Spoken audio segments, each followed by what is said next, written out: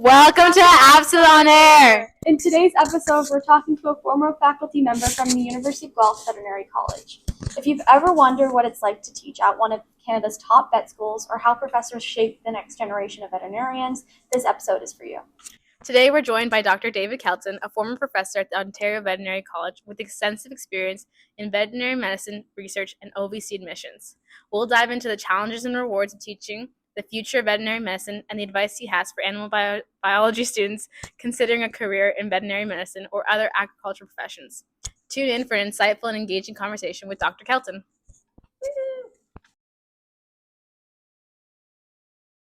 All right, so today we're joined with Dr. Kelton. Thank you so much for coming. We really appreciate it. My pleasure. So we'll probably just get started. So you have an incredible range of experience from like veterinary medicine, research, and teaching. Can you tell us a little bit about yourself and your career journey? Sure. So I was a city kid growing up.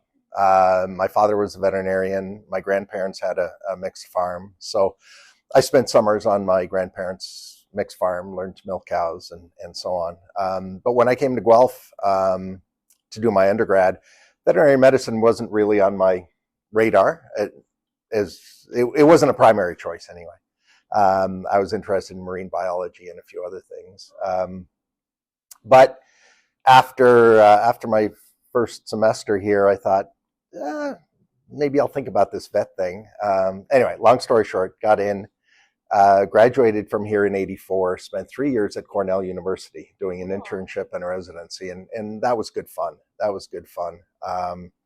Then came back in '87, did a master's in reproduction and a PhD in epidemiology, and have been part of the furniture ever since.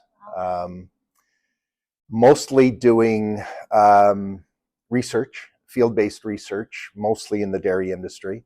In fact, for the 10 years of my career, I retired 2 years ago, so I'm a professor emeritus officially. But the last 10 years, I held a research chair funded by Dairy Farmers of Ontario. So I was doing field-based research for the dairy industry, about 75% of my time. Most of my teaching was in the DVM program, a lot of fourth year teaching, dairy rotations, problem solving, but some epi teaching in the early years as well. So yeah, that's sort of how I got here.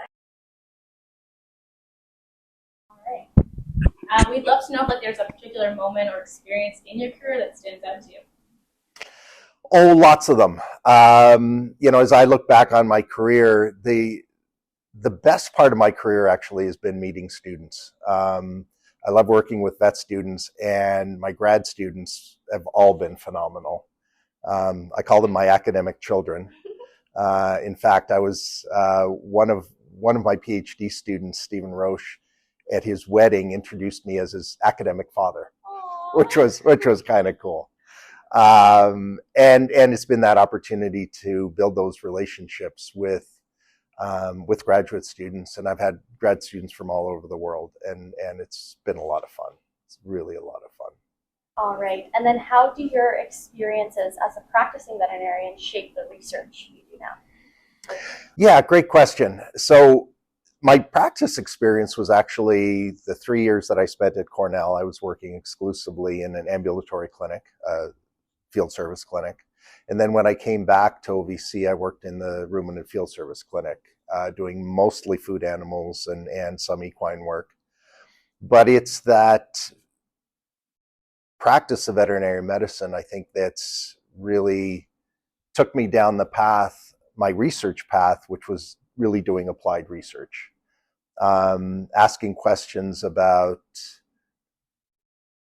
how do we make a diagnosis? What's the best treatment outcome? How do we evaluate treatment outcomes? How does disease spread? How do we make a positive impact on things like milk quality, on disease control, all those kinds of things. So it's really having that practice background, I think, really set me up well for asking those and trying to answer those practical questions. On that note, we'd love to know what kind of research do you specialize in and why it's important? Yeah, so So my research has been field-based. It's mostly, so I'm, as a veterinary epidemiologist, a lot of it is based on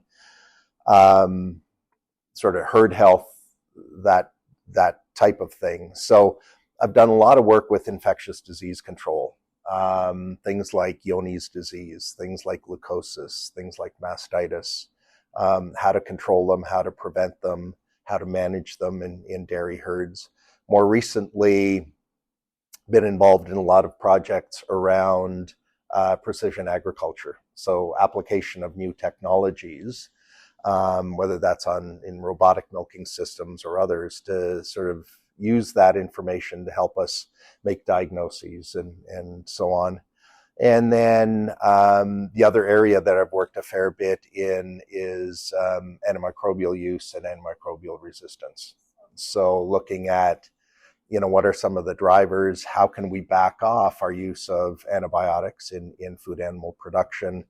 And really how can we up our management game to decrease our need to rely on antimicrobials and antibiotics? Anyway, so it's been those kinds of things. I'm just curious. You talked about like diseases and stuff like that. How you say that? Does that ever pose a threat to you? And like, I guess your overall thing, does that? Yeah, great question. So most, as you guys probably know, most of the diseases that we deal with as humans are zoonotic diseases, right? And so there's always a risk. One of the diseases I've been working with Dave Renault, a former grad student who's now on faculty and a great collaborator, is Salmonella Dublin. And Salmonella Dublin affects calves, especially dairy calves, but it is a zoonosis, and so it does have the potential to affect humans. And so it's always being careful about how we work with animals, how we interact with animals, always, simple things, washing our hands and all that kind of stuff, right? Where being aware of that potential disease spread. So yeah, great question. I think just to add on to that, that's why biosecurity is so incredibly important when you're in the field, ensuring you're following all the standard protocols so that other animals and yourself don't contact anything and are safe and healthy. So that's very true. And if I can add, I think in the cattle industries, in beef and dairy, we've been somewhat slow to adopt biosecurity over the years compared to poultry and swine. But I think looking south of the border at what's going on with high path avian influenza and the way that's been spreading through dairy herds has certainly opened the dairy industry's eyes, I think, to the importance of biosecurity. So that's not necessarily a bad thing from that perspective. Hopefully we don't have to deal with that anytime soon. I completely agree. We've got enough things out of the U.S. to deal with at this point. We'd love to know, what steps should an undergraduate student take if they want to explore more research opportunities? Yeah, so there are always opportunities available to work with researchers. Some of them are paid, some of them are unpaid. Some of them are sort of longer term opportunities, some of them are short term. So in my research program, or our dairy research program at the OVC, we've always had a lot of students around. We try to hire a breadth of students, undergrads, DVM students, even some high school students who are trying to get it or thinking about veterinary medicine and dairy cattle health. So I think the important thing is to not be afraid to knock on doors, right? Put your best foot forward and say, hey, is there an opportunity in your lab? And it may start as something as simple as, well, we've got a backlog of things that we need to catch up on, data entry or whatever. Or, yeah, we're putting together a team of students because we've got to do some intensive sampling on a couple dairy farms over the next few days. If you're interested in tagging along or whatever, we can always use an extra pair of hands, those types of things. I think as budgets get tight, the number of sort of full-time summer paid positions get fewer and fewer between, although we always try to make sure that, that we maintain and make those opportunities available. But there are a lot of opportunities even throughout the school year. And so just, don't be afraid to knock on doors, send emails and say, hey, this is me, Yeah. really interested to learn more about what you're doing, any opportunities to help. Was that kind of how it worked for you getting in? It actually, well, getting in, not necessarily.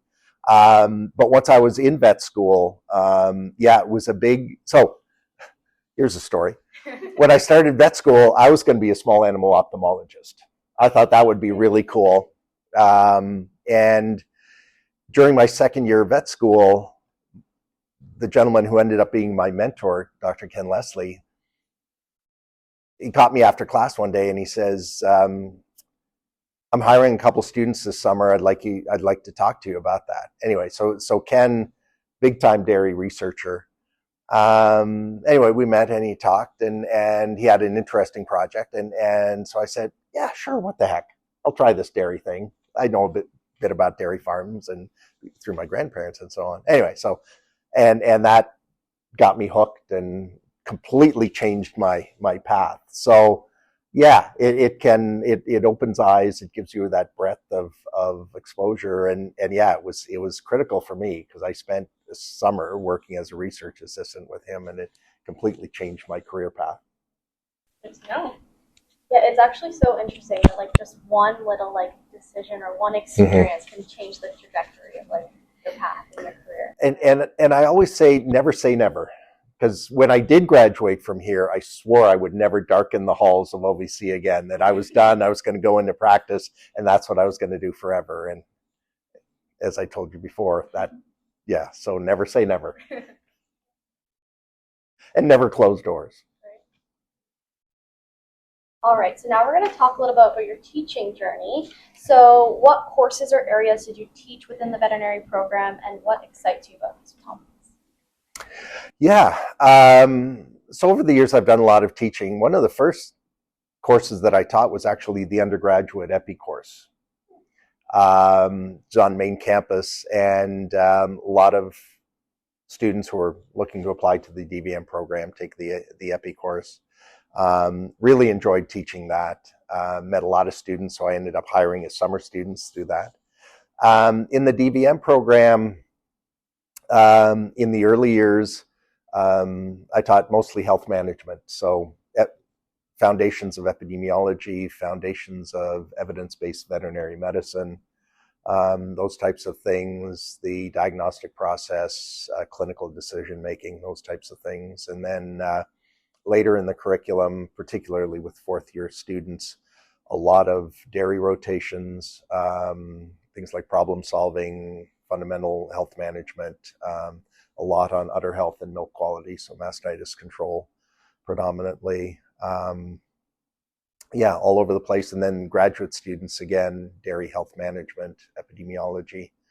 And one of the fun courses I've been associated with for a number of years now is actually Trevor DeVries' Dairy Challenge course. So I give a guest lecture in that course every year and really enjoy doing that as well. So always liked teaching. Right. It's always been fun. I'm incredibly interested on like mastitis and like the prevention of it. Can you maybe elaborate a little bit more on like what are the best like precautionary steps that you can take to ensure we're getting like the best health outcomes?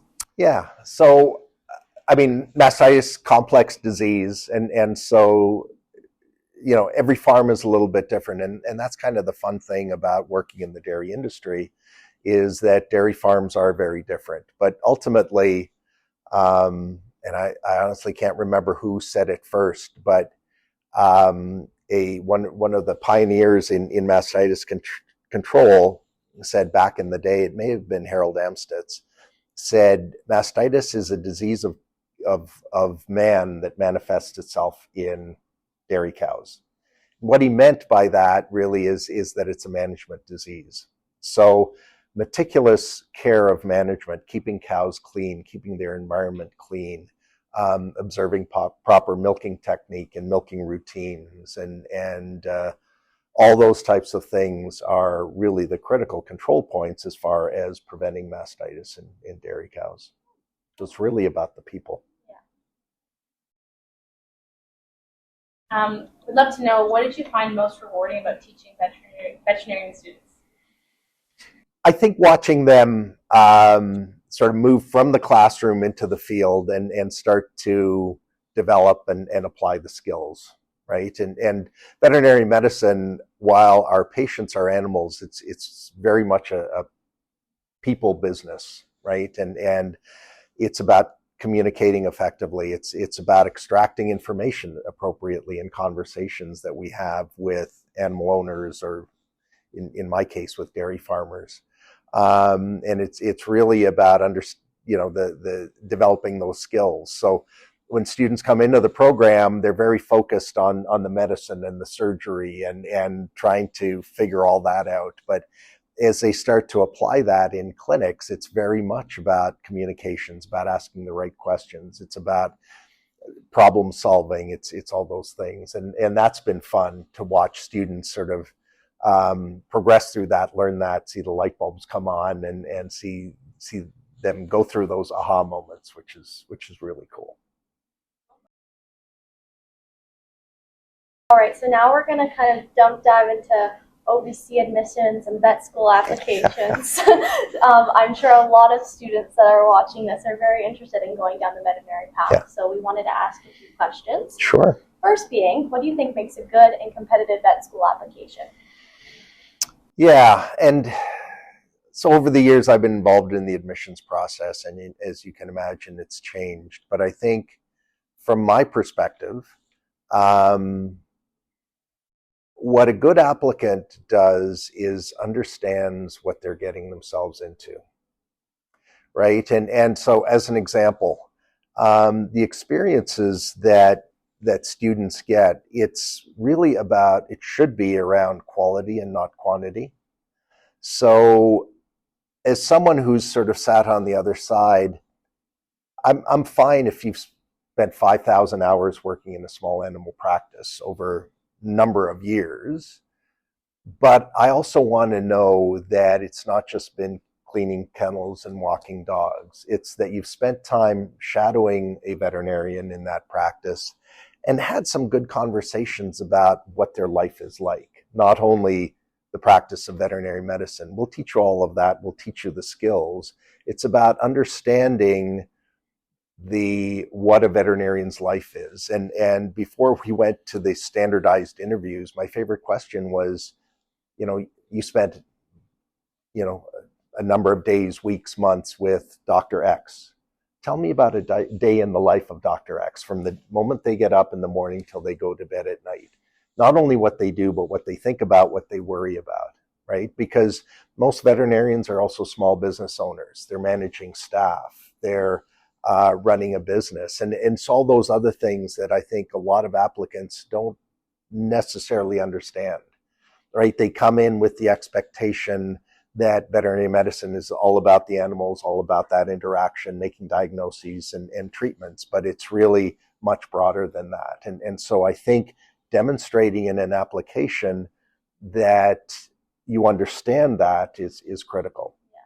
I think also breadth of experience is to me more valuable than depth of experience, right? So spending time with a lot of different veterinarians that are doing different things, whether that's research, whether that's small animal, large animal, equine, food animal, poultry, if you can talk to a zoo vet, you don't even have to shadow them, but just say, what are the kinds of things that you do? Government vets, because veterinary medicine opens the door to so many professions, and yet, and you don't need to know the detail, but just knowing that those doors exist, I think, is important as well. That's interesting that you said that, though, because I've also heard from other people saying that working with one veterinarian for a long period of time and really getting to know them with that personal connection that you're referring to, they say that that's better in terms of they can give you a better reference. How do you deal with that? Yeah, well, and that's a good point. So I think you're right in that building a relationship with one or two veterinarians where they can be that strong reference for you absolutely is important. But I still don't believe that sort of putting all of your eggs into one basket like that is necessary, that it necessarily sets you up to understand really what you're getting yourself into. So I think there's a balance there, and I think that's very fair. think like one really important thing to note too is like when you open to yourself to like so many different opportunities, then that really sets you up for success for when you go into vet school, where you want to go and where you want to take this. Because as I'm sure you know, there's so many different pathways you can take. Yep, so like absolutely. obviously going into different like realms, getting to speak with so many different people in so many different agriculture and veterinary medicine positions is like extremely important. And then finding what you really like from there not only will help your application, but also help what you're interested in and like help you figure out like where you want to go on your path. Because there's I'm sure many different ways. There are many paths and many doors, and that's one of the exciting things about veterinary medicine. It opens a lot of doors. And internet, and I haven't even touched on international work, and I've done a bit of international work, and there's all sorts of opportunities there as well, which is really interesting. Okay, from your perspective, what are the biggest mistakes students make when applying to OVC?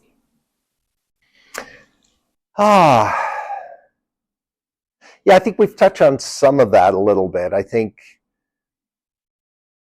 animal experience is important. I think it's useful. In terms of being able to, but that's really not the focus, and shouldn't be the focus of the experience, right? The experience should be sort of understanding the profession and understanding what they're getting themselves into, and and I still come back to that example where and I remember vividly asking a student who had a lot of experience working in two really prominent practices in Toronto, and I asked them about a day in life in the veterinarian, and they really couldn't answer that because they had spent all their focus on those technical skills, and the student said, yeah, I know how to take blood. I know how to, run these tests, that tests. I know how, and I said, well, that's great. We're going to teach you all that in vet school, right? You really, so I think the biggest mistake I've seen is where the focus has been more on learning technical things, or spending a lot of intense and long hours sort of with looking after and caring for animals, but not enough time exploring the profession and what it has to offer and what it's really about. Do you think you knew that going into OVC, or is that something you kind of seen with all that experience?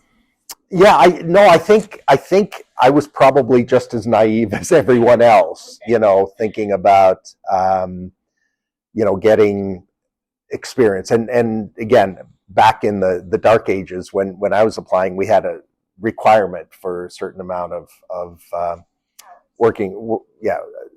hours working in practices, working on farms, and some farm experience as well. So yeah, I think the focus still was there. And now my current opinion is just based on those interactions with students and sort of sitting on the other side of the table in interviewing students who are great applicants. It's just, and it's the advice I've given to all the students who have asked over the years, and I think it served them well. So.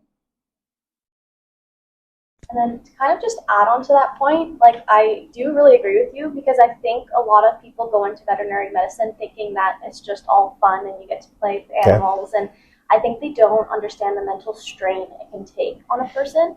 So like really getting to like the amount of conversation, like real conversations that I've had with veterinarians, that it's not just like, oh yes, I get to do annual checkups and, spays, neuters, like it's all fun, but also just knowing like how much of a mental toll it can take, and you really need to be a strong person to take on that role, and understanding that can this be a long-term profession? Can I handle it? Yeah. And obviously I think when you're going through the applications, that's what you look at. Like you look as, can this person be strong enough to maintain a profession that's going to last? Because as we know, I'm sure many people, after they go through the whole DPM degree, they realize like I don't think this is for me, and they drop out and they might go in a completely different path, which is fine. But also just finding those people that are truly compassionate and know what it takes, I think in the end will be best, Yeah, and yet that's hard to do, right? We all grow, we all learn, we all change, right? And so I don't think we have the perfect process of identifying necessarily the best candidates. I think we do the best job that we can as a profession, but yeah, it's tough. it's a tough process. All right, so we're kind of just tagging on, and this might be kind of adding on to our previous points, but for animal biology students considering vet school, what is the best way to like strengthen their application? Yeah, great question. I think again, there's a lot of information available through the college and through formal channels. I guess when I have students approach me and they ask me to give them advice and look at their background, again, I look at things that we've already talked about. You know, have they spoken to a number of different veterinarians and really understand what the profession is like? Have they built a relationship with one or two veterinarians where they can write them a strong reference letter? And one of the things I always tell students is when you're asking for a letter of reference, ask the person whether they're comfortable writing you a very strong reference, not just whether they'll write you a reference letter. Because I've also read a lot of reference letters that have been relatively weak. You know, they hate to say no, but they really don't know you well enough to write a good, positive, strong letter. And so when you're asking, say, you know, would you be comfortable writing me a really strong, positive reference letter? And it gives them the opportunity that if they're not comfortable with that, to say, no, maybe you better, you know, or maybe we need to spend more time together, or maybe we need to chat more so I get to know you a little better so I can write that positive reference letter. So that's certainly one thing. Yeah, breadth of experience is fantastic. And then, yeah, putting their best foot forward. Because I think the other thing that some students so focus on sort of the animal experience that they don't spend enough time putting, you know, forward the fact that not only have they got expertise and background and experience in that area, but they're well-rounded, right? They're, you know, they're student athletes, or they're involved in volunteer work, or all those kinds of things that make a well-rounded human being, right? Because that's the other thing that I think we look for and we hope to have are people that are well-rounded and have those other outlets, because we talked about the stress of the profession, right? And so, yeah, you need other things in your life to help dilute some of that stress as well, and to be able to relax and be a well-rounded person. So we would love to know about any of the myths about OVC that you can just debunk for us. Yeah, and I'm probably the last person to ask because I have no idea what those myths might be. Do you have any that you want to ask me about? Oh, I think like for us, obviously there's incredible stress with many students for applying, and they kind of look at like all aspects of like it's like the grades, like including like prereqs and stuff, the Casper, like experience and everything. Yep. So is there kind of like something that I know most people say like grades is the most important, or like is there anything that's like what we should focus on, or are they all pretty much like equal when looking at an application? Yeah, I think they're all important, and I don't think so. Let me give you my answer to that. And grades are important, but they're not the be all and the end all. Having said that, at the end of the day, we need to have some objective measures that we can use to rank students, for lack of a better word. So while grades aren't the be all and the end all, they are important. Okay. It doesn't, and I hate seeing students really stress over grades, but I think doing well academically is important, right? It's the foundation. And at the end of the day, the veterinary program is a tough program. There's a lot of material that gets delivered over a short period of time. And so having good academic habits and practices, but also healthy ones, right? Where, you know, you spend time learning, but then you take a break, you go and do other things. And it's, you know, sort of back to the comment I made earlier about well-rounded individuals, right? So I think balance is also important. I would love to know if first year grades matter. Like, do you guys look at that?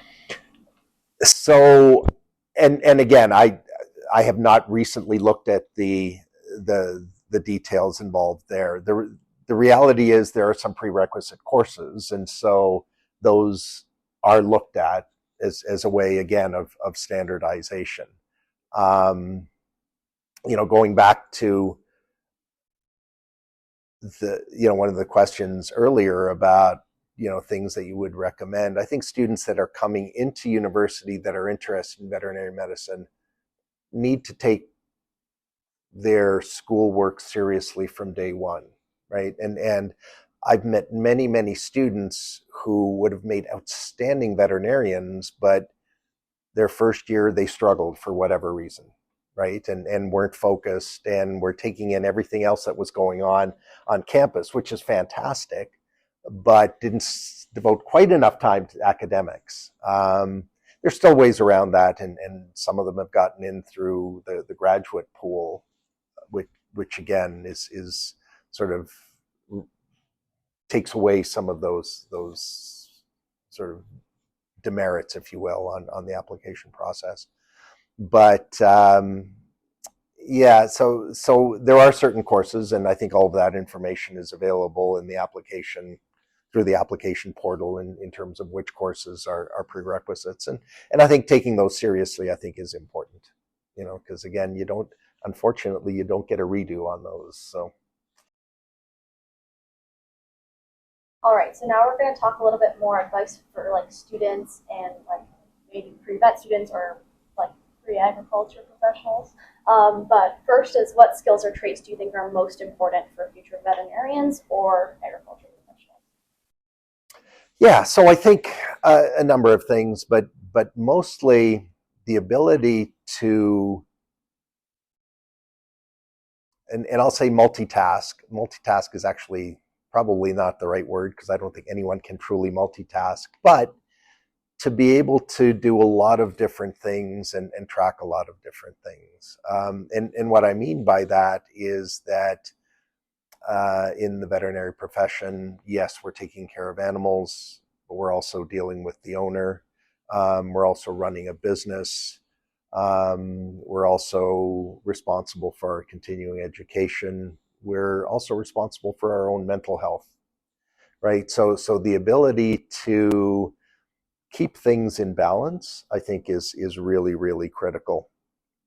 The second thing is about not, and again, nobody knows everything. So the important thing is to be able to say, I don't know, but I know where to look, or I know who to ask. And that happens to us as professionals just about every day of our career, because we haven't memorized everything. We don't know everything, and new information is coming online all the time. And so it's being able to handle that information, knowing where to go for the answers, and being well equipped in that regard. And then communication skills, right? Being comfortable talking to people, especially around difficult topics, right? I think, there are all sorts of conversations that we have with animal owners, and that's true in both large animal and in small animal, where we're either delivering bad news, or we're telling them they're not doing as good a job as they need to be doing in caring for their animals, and delivering that. And again, we have great communication courses in vet school, so you will learn a lot of that. But again, the more experience you can get in talking to different people, speaking publicly, all those kinds of things, I think, set people up really well. What changes have you seen in veterinary medicine over the years? Wow, lots. When I started my career, and even as a student, veterinary medicine was still a lot of individual animal focus. I sort of lived through that expansion to what we called initially herd health on the food animal side. But now we talk about things like wellness in companion animals. So it's not just about treating a sick animal, it's about preventing disease. It's about understanding what causes disease. It's about applying and using technologies.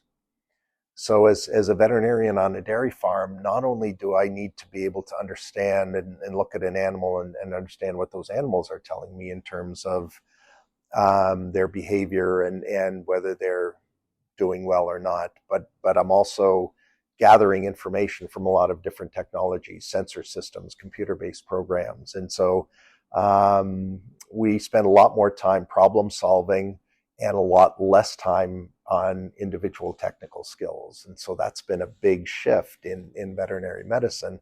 And so a lot of those things that traditionally veterinarians might have done in terms of technical skills are being done by auxiliaries. We utilize technicians, I think, a lot better, especially on the large animal side, than we have historically. I think in small animal or companion animal practice, that's been the case for a lot longer. But our technical skills are less of a focus. It's more on our problem solving skills, on our ability to pull information together and utilize that information to make good decisions. All right. And then kind of to add on to that question, I'm glad you brought up the topic of like rising in new technologies. What do you think veterinary education and how it will evolve over the next decade? Like, do you see any other improvements being made to what are already have now? Oh, I think there are all sorts of things happening. And a recent example is the evolution of artificial intelligence, machine learning, AI, right? And a lot of the angst, a little over 2 years ago that ChatGPT came online and everyone was, oh my goodness, how's that going to change practice? I think there's some phenomenal tools in that regard. And I actually I was on a panel at the Canadian Vet Medical Association meeting last summer in Calgary, where we were talking about what impact technologies like AI will have on veterinary medicine. And, I think we will develop some fantastic tools that will help us in as veterinarians. But I think we need to own that. And so, my view on that is that all of these technologies, they're tools, but we as veterinarians need to decide how best to use them and then be involved in the development of those tools and those applications. Train those AI models and have a say in how they're trained and how they're used. So I think there's going to be a lot of conversations, because those tools, if we do it right, can go a long way to helping us provide services in remote communities, for instance, right, where we're struggling right now to provide veterinary care in remote or underserved communities. And I think so a lot of those tools, a lot of those technologies will be able to help us. We just need to figure out how to do that appropriately. Yeah, for sure. I think obviously with such a new technology, there's a lot of room for improvements, but also a lot of room for error. And obviously it's a very scary thing to think that like if we can have like a artificial intelligence that can diagnose and like treat accordingly, like if it makes a mistake and if animals are impacted by that, like you never know what can happen, right? So there's pros and cons. There are, but I'll just tell you a quick story. AI is just another tool, just like our stethoscope. I had a classmate when we were doing our first year clinical exams. We were all nervous, right? We were going in, examining an animal in front of a clinician. This classmate of mine went in, did the complete exam, came out, and the clinician came out and said, "Did you realize you never put the stethoscope in your ears?" So, we have all these tools, whether it's something relatively simple like a stethoscope or whether it's AI. If we don't use them appropriately, they're pretty much useless. So I do agree with you. And that's why I say we need to be, as veterinarians and as a profession, really involved step in developing how these tools are used. Yeah. Okay. So looking back at your career, like we talked a lot about it, is there anything you wish you'd done differently or advice you wish you'd received earlier? I thought a lot about this question, and I don't think so. I have no regrets. My career evolved differently than what I expected when I started. but I think that's the fun part about veterinary medicine. And I mentioned this earlier, doors open and you decide whether you walk through them or not. And I walked through a bunch of doors that I wasn't sure I'd want to do. But I think, again, I mentioned earlier, my father was a veterinarian, so I had a sense of what the profession was like and what it had to offer. Um, and I made decisions various times in my career about, did I want to pursue a more of an administrative role or stay in research or do more or less teaching. Um, and I don't think I've ever regretted any of those decisions. It's all been fun, and I continue to do a lot of that. And I wouldn't if it wasn't fun. So I think one of my takeaways in all this for people is, if you see yourself as a veterinarian, do it because it's something you're going to enjoy doing for a lifetime. You mentioned that I think a little bit earlier on, and it's yeah, as long as you're having fun, as long as you wake up every day and go, yeah, yeah, there are tough times, but overall, yeah, I'm having fun. I'm having a great time. So yeah, no regrets, no do-overs. Love to hear that. All right, now we have some fun questions to end the day. All right, so if you could be any animal for a day, what would it be and why? Wow, and I have sort of, as I was thinking of this, I really have two answers to this. So the first one is sort of kind of a fun answer. My wife and I actually took a trip to Tanzania in November. Did a safari vacation. It was one of these bucket list things. And while we were there, we spent time in 5 different national parks in Tanzania. Saw all of the wildlife you would want to see. Loved the lions and just how relaxed they were, and knowing they were the apex predator in the system, and really just enjoying life and playing like cats, like kittens, like we're used to, and then having the ability to, when it got serious and they needed food, to go out and hunt and do what needed to be done. We saw 2 lion kills. We saw a lioness take down a wildebeest, and we also saw a pride of lions take down a zebra, which not everybody wants to see that necessarily, but it was really amazing to watch these animals transition from playing, and all of a sudden the zebra was there and they went, okay, time to go to work. Wow. Which was really cool. The answer I would have traditionally given is, I think it's pretty cool to be a dairy cow. And I say, Yeah, I was thinking that too. And I say that because I did an interview for, I don't know whether you're familiar with Moose Meat and Marmalade. It's a cooking show on APTN. There's a traditionally trained European chef and a North American indigenous chef, and they put together meals. And it's really quite a fun program. It's been running for years. They did for their website, they did a series of segments on where food comes from. And for dairy, they contacted the university. And so I spent 2 days with them up at our dairy research station. And at one point, we were standing in the pen up there that has the robotic milker. And, they asked the question, something along the lines of, well, what's it like to be a dairy cow? And I stood there and I said, well, so, here we are standing in this pen, natural lighting, good ventilation, it's comfortable. I've got a nice bed to go and lie down when I want to lie down. When I want to be milked, I can go and be milked. There's fresh feed available 24/7. I think this is a pretty good life. You know what? Yeah, I think I agree. And that's exactly what he said as well. Rarely stressed, like they're just living life. Yeah. You asked the question, would you get bored? Yeah. So here's the answer to that. And I think in some of our production systems,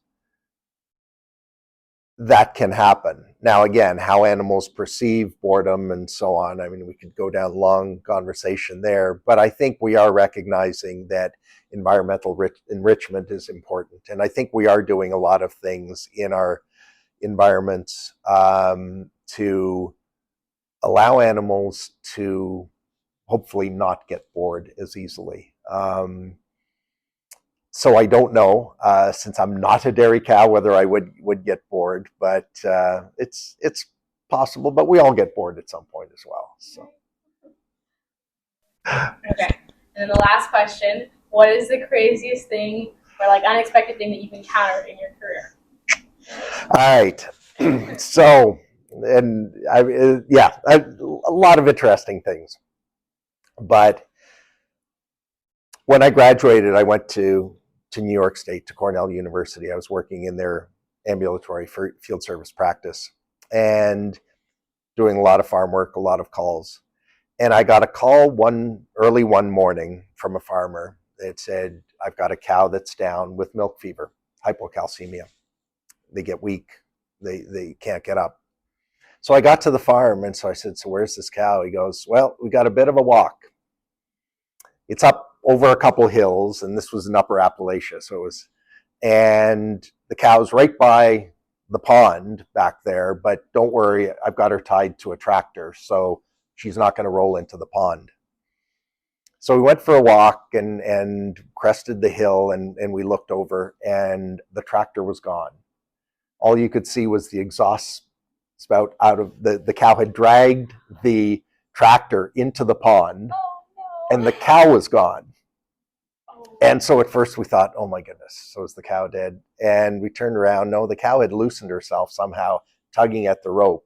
She had gotten up. She was over on the other side of the pond, but the tractor, this big, beautiful tractor, was in the middle of the pond, almost completely submerged in water. Oh, wow. There was a little bit of cursing that went on the part of the farmer, but the cow did great, so it all ended well. Okay, I was a little bit scared for the cow there. Wow, that is crazy. All right. Actually, I have one more question for you. Absolutely. Just kind of going back to everything. How do you keep like such a well-balanced lifestyle? Because you talk about keeping one being like a good rounded person. How do you do that? What do I do? Excellent. Great. I love sports. I do a lot of hiking. I've been a cyclist forever. I played hockey. It's one of those sports that brings everyone together. Hockey associations have tournaments. We do all sorts of stuff like that. I coach sports. I've got 2 daughters who both came up doing pony club, playing ringette. I still coach ringette. I just got back from Ottawa from the AA provincial championships. We live on a small farm, so I love working around the farm. I do a bit of traveling. Yeah, just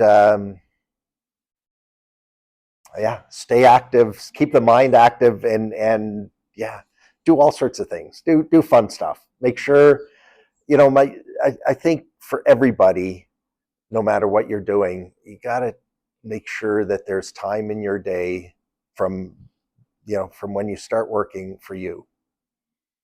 Develop some passions, develop some stuff you like doing, and just make sure you do it. Yeah, I think that's an amazing way to end off. We really appreciate you coming to talk today. Thank you so much. Thanks for the invitation. This was fun. And good luck to both of you and to everyone out there. Thank you. All right. Thanks. Yeah. Oh, your fun fact? Oh, do we want to include our fun fact? It's actually cow themed. But did you know that cows have best friends and get stressed when separated? Did you know that? I did know that. And that's really cool stuff. Right? Thank you everyone for tuning into our 3rd episode of ABSA on Air. Don't forget to check out our Instagram at ABSA_U of G. We have so many more exciting things to come, so stay tuned.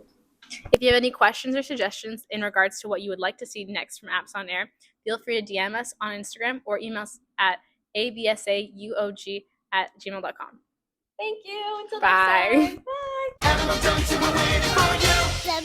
Bye.